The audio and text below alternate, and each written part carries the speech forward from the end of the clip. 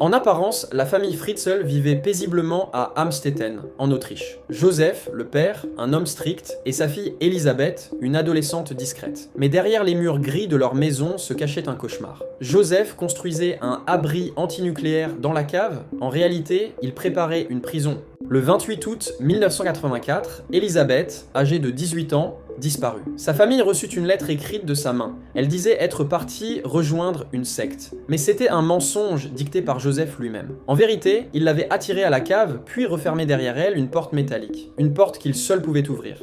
Pendant 24 longues années, Elisabeth vécut enfermée dans un espace minuscule, sans lumière du jour. Joseph descendait chaque jour, apportant de la nourriture, des menaces et pire encore. De ces abus naquirent 7 enfants. 3 restèrent enfermés avec elle, les autres furent adoptés par Joseph et sa femme, sous prétexte qu'ils avaient été abandonnés par Elisabeth.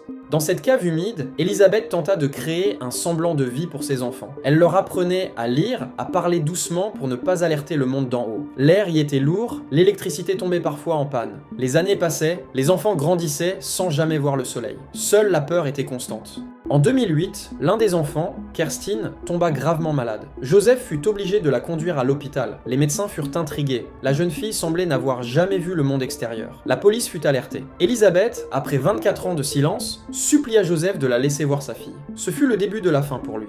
Le 26 avril 2008, Joseph fut confronté aux autorités. Elisabeth, tremblante, raconta enfin son enfer. Les enquêteurs découvrirent alors la cave, un labyrinthe de béton, une chambre minuscule, une vie volée. L'Autriche entière fut choquée. Joseph Fritzl fut condamné à la prison à vie. Elisabeth, elle, commença lentement à reconstruire la sienne.